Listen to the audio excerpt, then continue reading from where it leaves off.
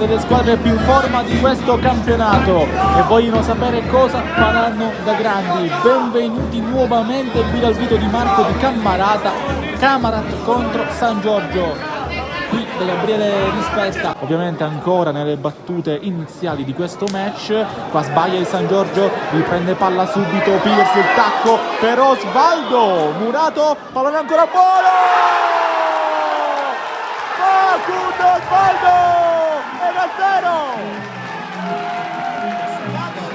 1-0. Occhio, Sanna Sardo mette il pallone al centro, lo stacco di Gaio.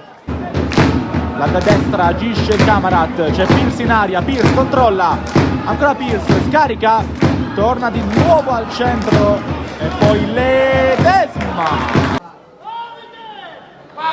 Ancora la giocata di Martinez in aria, Martinez mette al centro e poi il tiro subito di Candela, controlla lui, torna a Barbara, va Barbara al centro, il colpo in rovesciata addirittura di Secan.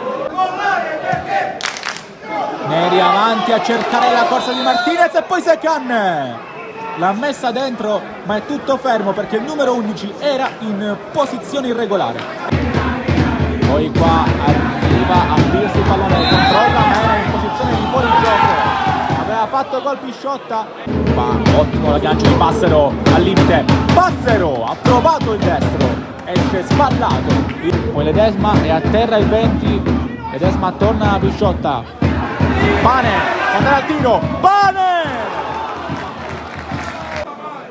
Poi occhio, riprende palla qui Sanna Sardo, è in aria, al centro il pallone, non trova nessuno perché c'è la chiusura provvidenziale.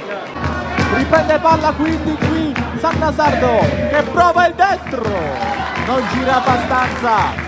Cross Murato, c'è il secondo tentativo, Amaya si è coordinato in un fazzoletto e il pallone per poco non batte Dolenti.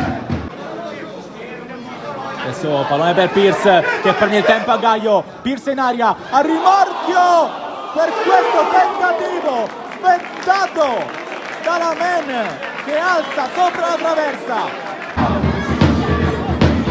Poi occhio, ottima giocata qui di Pereira che può andare, ancora Pereira in aria e poi destro e fuori misura, può andare quindi di Romana, corre Guerrero, va il centrometrista portoghese, ancora il numero 11, sterza e al limite Guerrero, la Men, destro che arriva in aria, la rimette buona Taibi e poi Miano va lontano ma c'è fuori gioco, lo fa e arriva il triplice fischio, tramonta il sole alle spalle della montagna e Camarat l'ha fatta ancora, altra vittoria e bastate il gol all'inizio di Osvaldo, battuto un grande San Giorgio Piana che però è riuscito a trovare la chiave di questa roccaforte retta da mister Cammarata.